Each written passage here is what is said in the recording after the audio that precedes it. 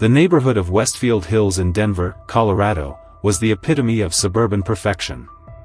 Lush, manicured lawns framed immaculate modern homes, each more opulent than the last.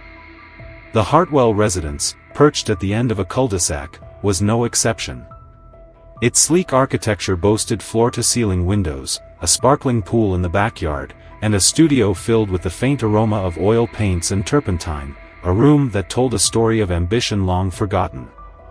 Inside the Hartwell household, everything appeared as pristine as the neighborhood itself. Ethan Hartwell, a rising star in Denver's finance world, embodied success. As a partner at Pinnacle Investments, he had mastered the art of turning risks into rewards, climbing higher on the corporate ladder with every calculated move. His perfectly tailored suits, sharp wit, and commanding presence made him a man admired, and feared, by colleagues.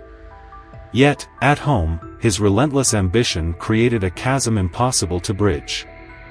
Alyssa Hartwell once harbored dreams as vivid as the bold colors she used to paint. A promising artist in her early 20s, she was known for her abstract masterpieces that graced local galleries. But the moment she married Ethan, her paint-streaked jeans and cluttered studio apartment were traded for designer dresses and country club memberships. Her creativity, once her lifeblood, became a quiet hobby relegated to the margins of her life. To the outside world, Ethan and Alyssa were the ideal couple. Their annual charity galas and sparkling Christmas parties were social events of the season, drawing the most influential faces in Denver.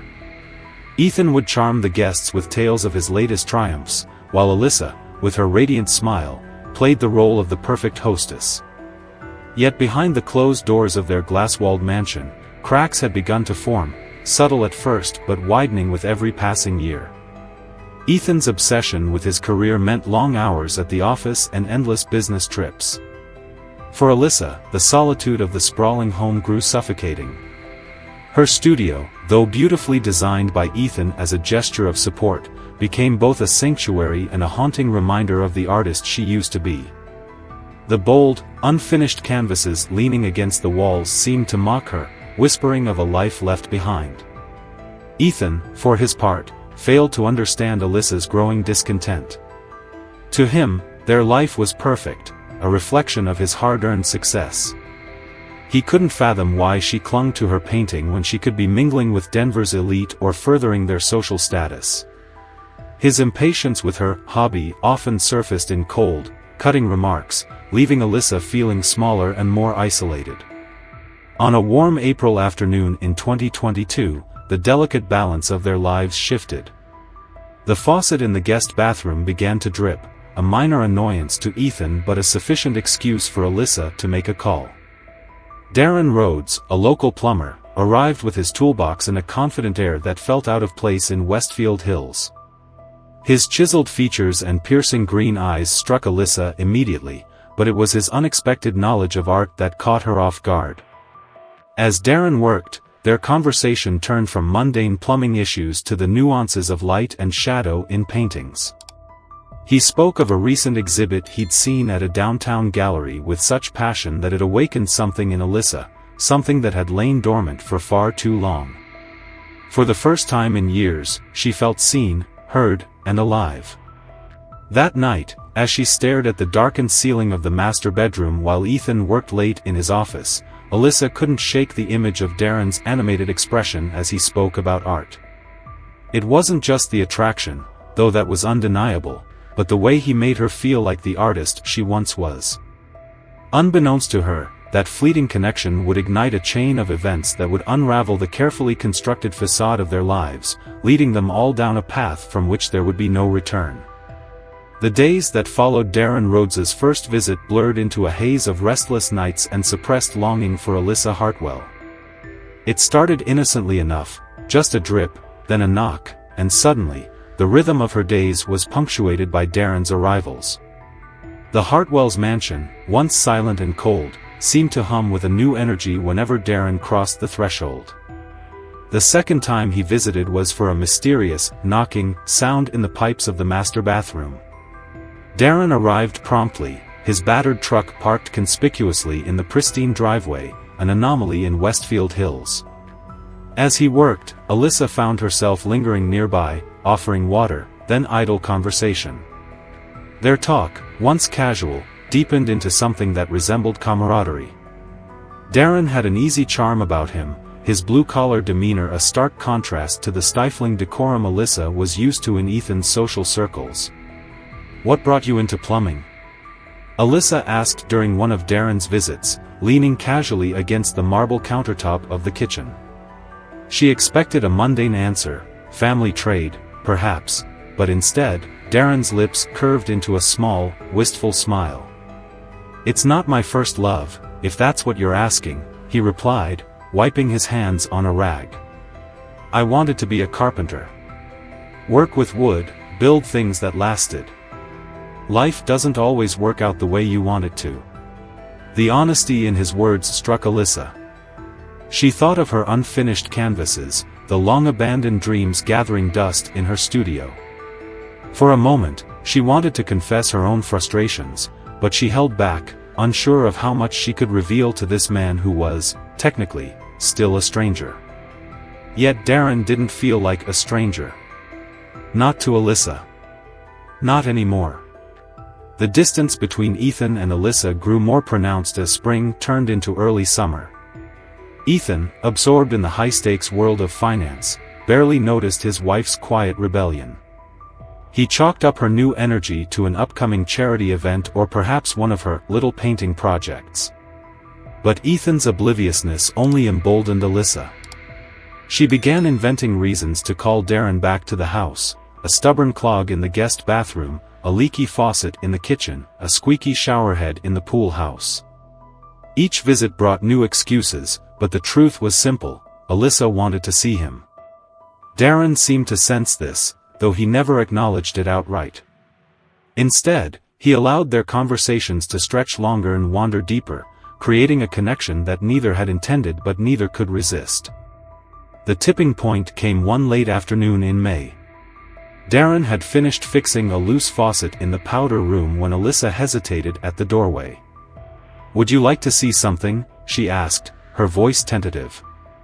Darren looked up, intrigued, and nodded. Alyssa led him through the house to the studio, a space Ethan rarely entered. The room was alive with color, half-finished canvases leaning against the walls, jars of brushes scattered across the tables.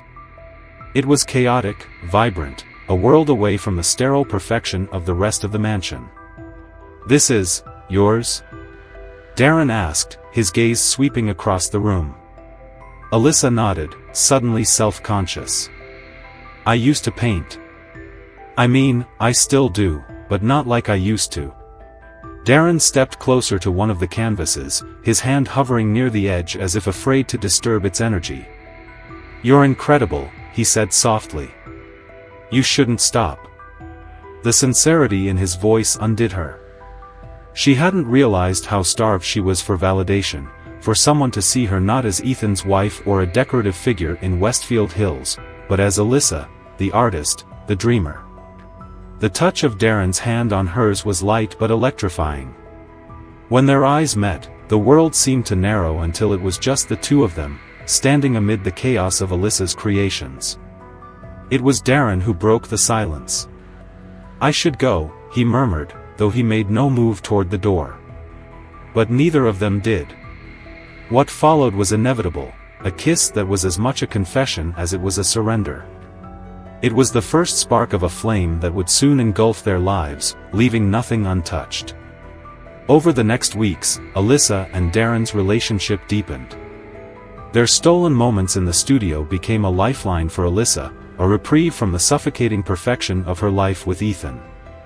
For Darren, it was more complicated.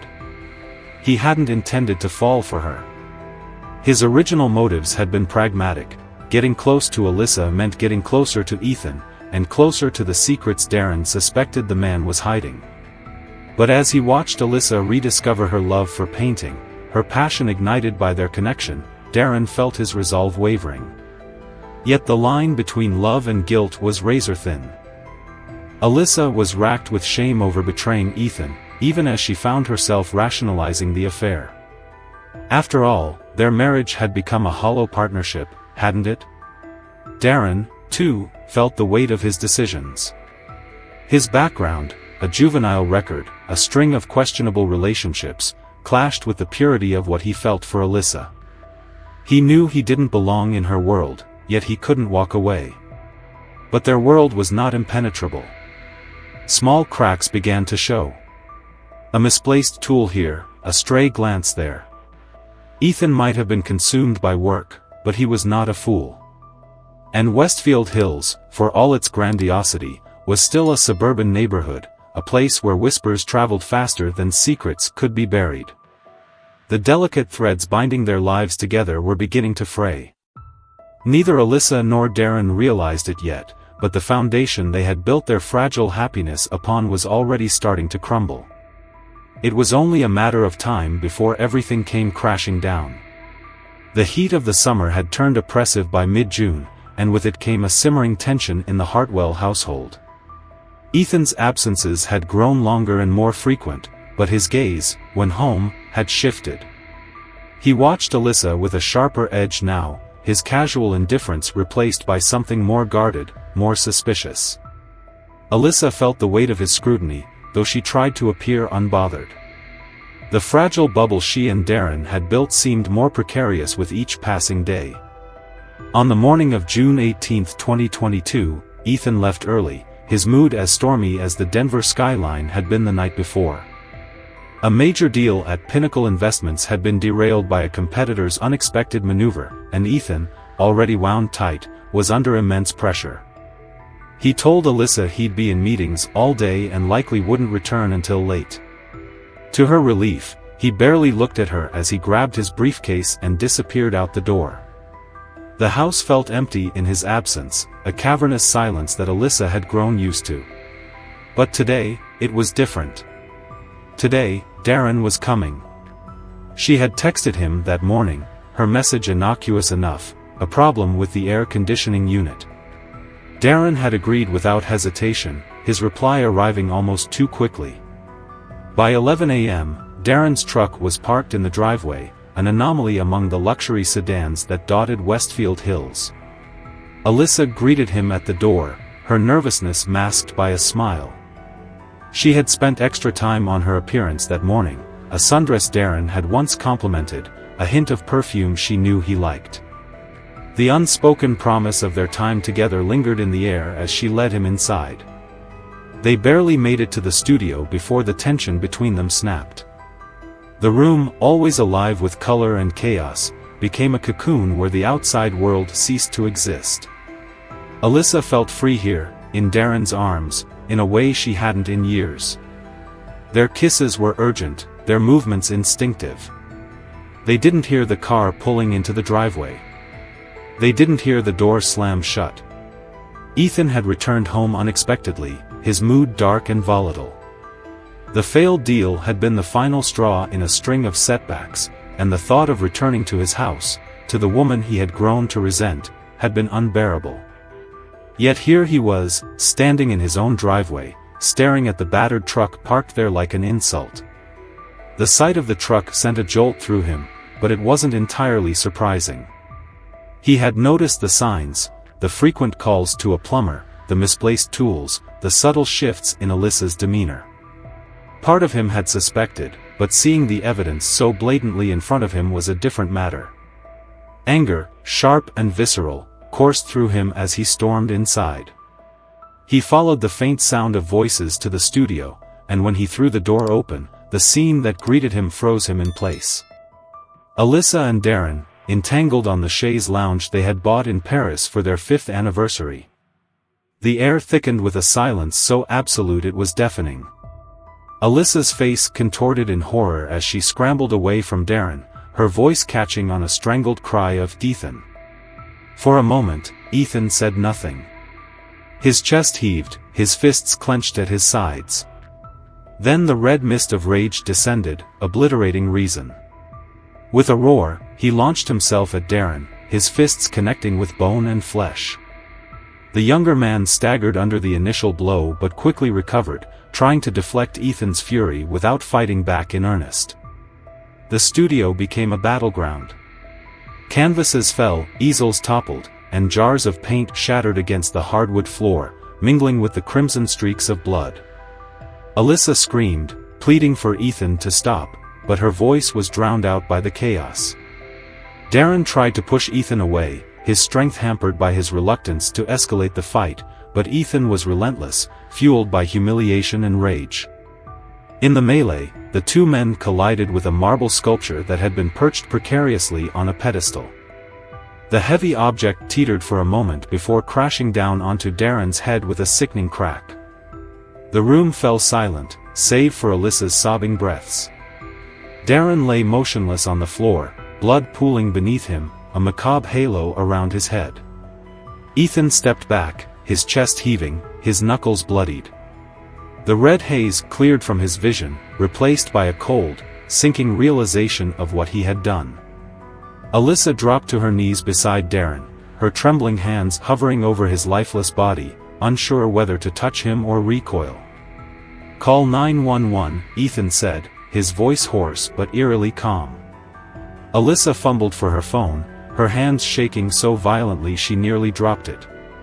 The dispatcher's voice on the other end of the line barely registered as she stammered through an explanation. "There's been an accident, my husband, he."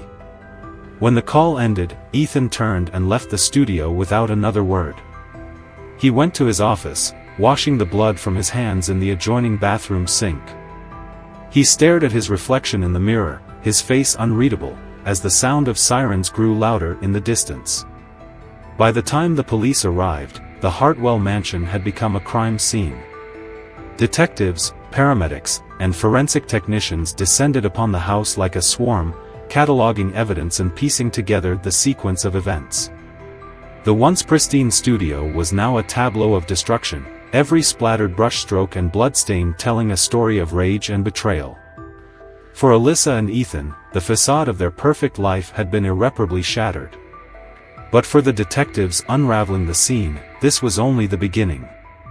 Darren Rhodes's death was just the surface of a story far more twisted than anyone could have imagined. Detective Lena Morales stood in the Hartwell studio, the chaos of the scene frozen in time by the steady click of the forensic team's cameras. The air was thick with the smell of paint, blood, and something unspoken, secrets waiting to be unearthed. Darren Rhodes's lifeless body lay sprawled on the floor, the heavy marble sculpture that ended his life nearby, streaked with red. For Morales, this wasn't just a murder scene, it was the beginning of a labyrinthine puzzle. Alyssa Hartwell had made the first call to 911 at 11:23 a.m., her voice shaking as she stumbled over her words. Ethan's call came 2 minutes later, eerily calm and precise, reporting what he described as an unfortunate accident. By the time Morales arrived, the mansion was already swarming with responders, neighbors gathering outside in tight-knit clusters, their whispers carrying a mix of intrigue and fear. Detective Morales separated the Hartwells, interviewing them in different rooms. Alyssa, still wearing the sundress now smeared with Darren's blood, was trembling but coherent. Her version of events painted Ethan as a man blinded by rage, attacking Darren without provocation. She admitted to the affair, her voice breaking as she confessed, but insisted Darren had tried to de-escalate the situation.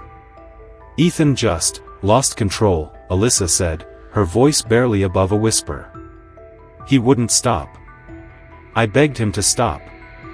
In the study, Ethan presented a starkly different narrative. He claimed to have walked in on Darren attacking Alyssa, a scene that had ignited his protective instincts.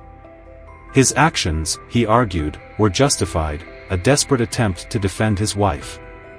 I did what any husband would do, Ethan said, his tone measured but unyielding. He was a threat. Morales wasn't convinced. Ethan's calm demeanor felt calculated, almost rehearsed. But it was the inconsistencies that stood out. Alyssa's torn dress and bruises could support Ethan's claim, but they could just as easily suggest her efforts to intervene in the fight. The lack of defensive wounds on Ethan's body only deepened Morales's suspicion that his account wasn't entirely truthful. Over the next 48 hours, the forensic team unearthed details that added complexity to the case. Blood spatter patterns indicated that Darren had been on the defensive, his injuries consistent with a brutal beating. The marble sculpture was confirmed as the fatal weapon, but its position raised an unsettling possibility: had it fallen accidentally, or was it wielded deliberately? Morales pored over the preliminary autopsy report, which revealed multiple blunt force traumas on Darren's body. Defensive wounds on his arms and hands suggested he had tried to shield himself from the attack. The findings contradicted Ethan's claim of a single, impulsive act of self-defense. Morales noted it all, her instinct screaming that the truth was far messier than either Hartwell wanted to admit. As Morales dug deeper, Darren Rhodes's life proved to be anything but straightforward. A juvenile record, sealed at 18, hinted at a troubled youth. With a judge's approval, Morales accessed the files, uncovering Darren's involvement in an identity theft ring as a teenager. He had avoided significant charges by turning state's witness, but the revelation painted him as a man accustomed to navigating gray areas. Bank records told another story. Darren's income from plumbing and part-time modeling didn't explain the series of cash deposits in his account over the past year, all coinciding with dates he had spent at the Hartwell residence. The amounts were modest but consistent, suggesting something more than routine maintenance jobs. Morales's team interviewed other women in the area, uncovering a pattern of Darren building relationships with wealthy, often married clients. But the most damning discovery came from Darren's truck. Tucked in a hidden compartment was a folder containing documents that linked Ethan Hartwell to offshore accounts and suspicious financial transactions. Morales's heart raced as she sifted through the evidence: bank statements, wire transfers, and names of shell companies tied to Pinnacle Investments. Darren hadn't just been Alyssa's lover, he had been investigating Ethan. The discovery turned the investigation on its head. Morales revisited Alyssa's past, searching for any indication that she might have known more about Darren's motives, or her husband's secrets. Alyssa's abandoned art career took on new significance when an old college friend came forward, revealing that her paintings had once sold for exorbitant sums in private auctions. The buyer? Clients connected to Ethan's firm. The theory was tantalizing: Ethan had used Alyssa's art to launder money, disguising illicit profits as legitimate transactions. When Alyssa's passion waned, Ethan's financial schemes likely shifted to other methods Darren might have uncovered. Morales's team scoured the Hartwell mansion for additional evidence, focusing on Ethan's office. There, buried beneath innocuous files, they found an encrypted drive.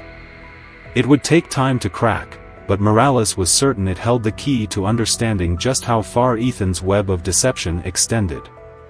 As the investigation progressed, Morales noticed Alyssa's demeanor shift. Her initial fragility gave way to nervous agitation, her answers to questions increasingly guarded. She began to look less like a victim and more like someone caught between conflicting loyalties. Was she complicit in Ethan's crimes? Had she turned a blind eye for years, only to find herself trapped when Darren became a threat? For Ethan, the cracks in his facade began to show. His calm confidence frayed under the weight of mounting evidence, his attempts to control the narrative growing more desperate. Morales watched him closely, waiting for the moment when his carefully constructed image would crumble entirely. The investigation had uncovered layers of lies, betrayal, and greed that extended far beyond Darren's death. What had started as a case of infidelity spiraled into a complex web of financial crimes, manipulation, and misplaced trust.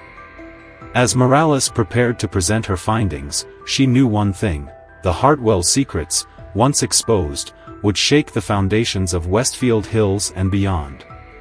But one question lingered: was Darren truly a victim, or had his own schemes set this tragedy in motion? And how much more were the Hartwells hiding behind their fractured facade? For Morales, the answers lay just beneath the surface, waiting to be brought to light.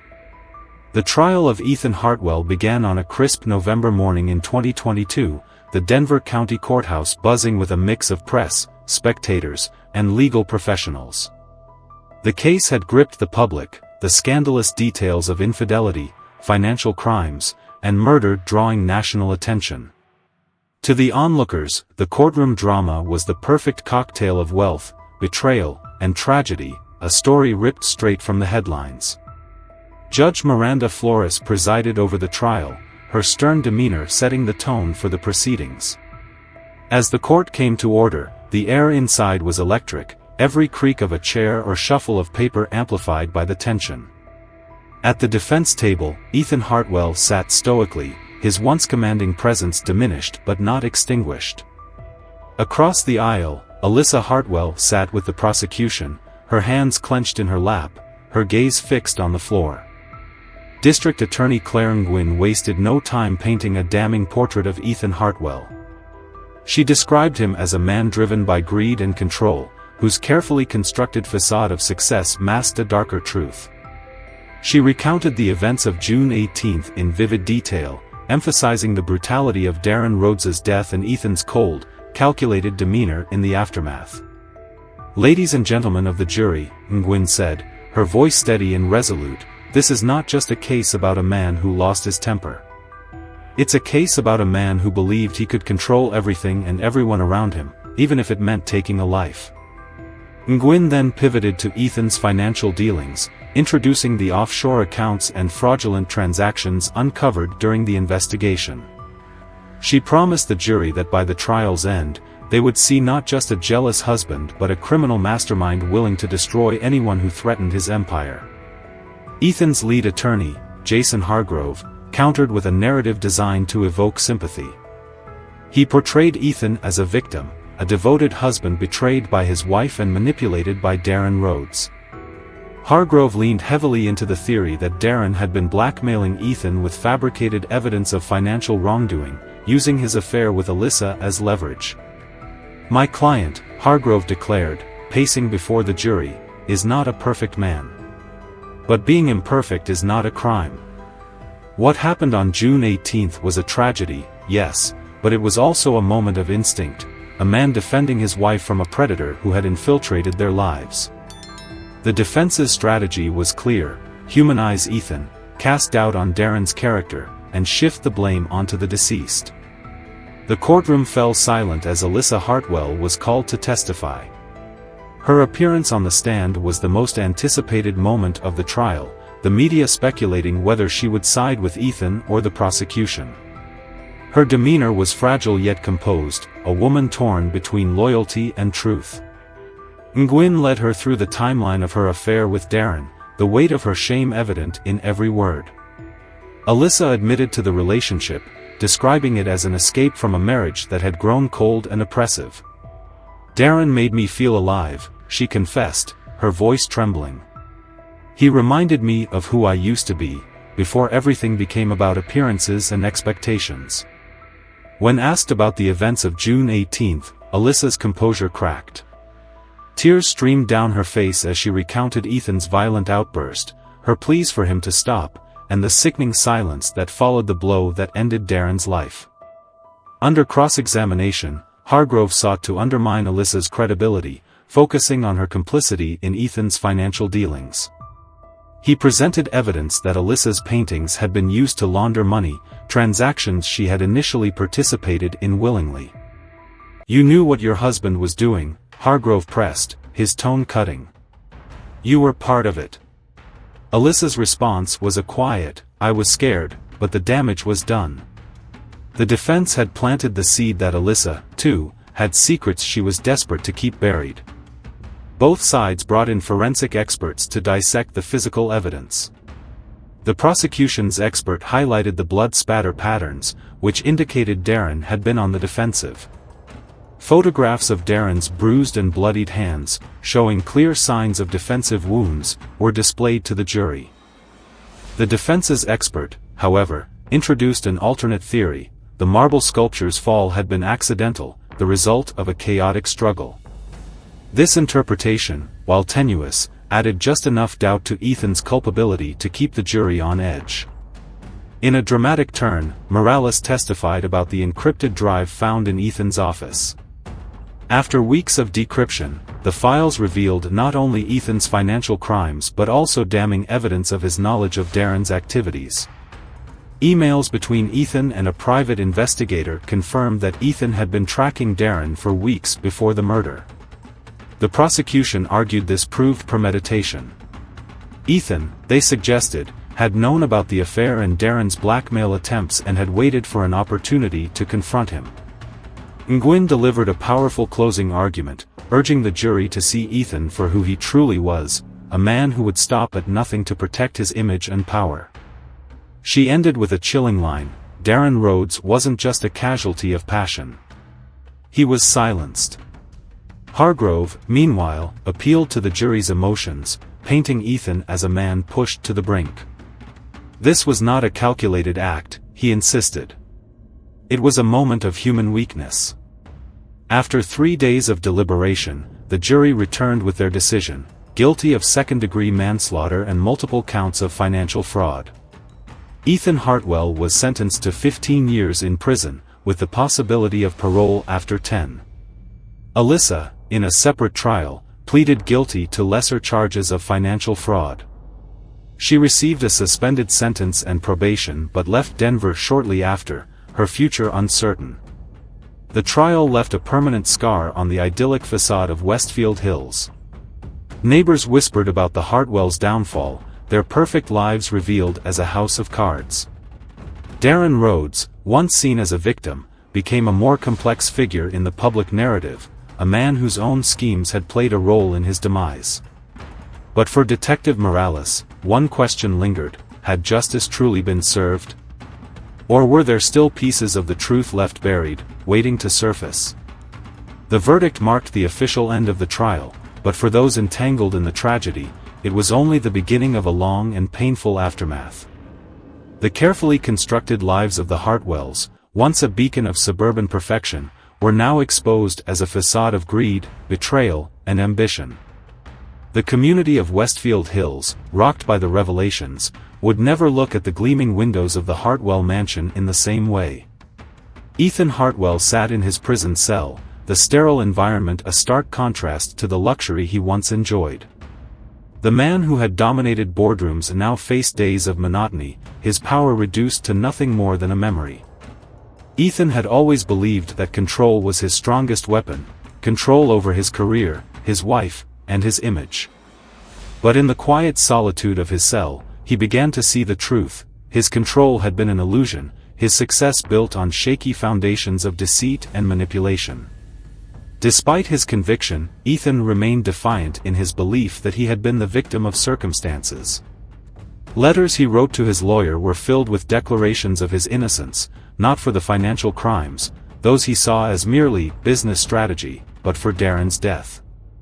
"I didn't intend for it to happen," he wrote. "It was the heat of the moment." A man defending his home. But even Ethan could not escape the gnawing realization that his actions had irrevocably destroyed everything he once valued. His company severed all ties, his wealth was frozen and redistributed through legal proceedings, and his name, once synonymous with success in Denver's elite circles, became a cautionary tale. For Alyssa, the weight of her choices bore down on her as she packed her belongings into boxes, the walls of the Hartwell mansion growing barer with each passing day. She had stayed long enough to finalize her probation sentence, but Westfield Hills was no longer a place she could call home. Every glance from a neighbor carried a mix of pity and judgment, every corner of the house a reminder of the life she had helped unravel. Her decision to leave Denver was not made lightly. She spent hours in her studio, surrounded by the remnants of her past, unfinished canvases and paint-stained brushes. It was here she found the courage to confront her guilt. Darren's face haunted her dreams, his charm and vulnerability now twisted into a memory of what could have been. She mourned him not just as a lover but as a symbol of her own desperation, a fleeting glimpse of freedom that ended in tragedy.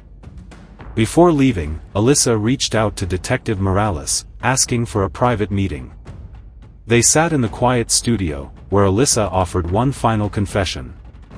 "I didn't know everything Ethan was doing," Alyssa said, her voice trembling. "But I knew enough. I knew enough to stop it, to stop him. And I didn't. I was too afraid of losing the life I thought I wanted. Morales listened without judgment, her role now shifting from investigator to quiet confidant. And now? She asked. Alyssa hesitated, then gestured to the room around her. Now I think I'll finally paint something honest. The next day, Alyssa disappeared. Some said she moved to the East Coast, others speculated she went abroad, seeking anonymity. Whatever the truth, her departure left a lingering void in Westfield Hills, her name etched in whispers as a woman who had paid a steep price for her choices. Westfield Hills, once a pristine enclave of wealth and influence, bore the scars of the Hartwell scandal.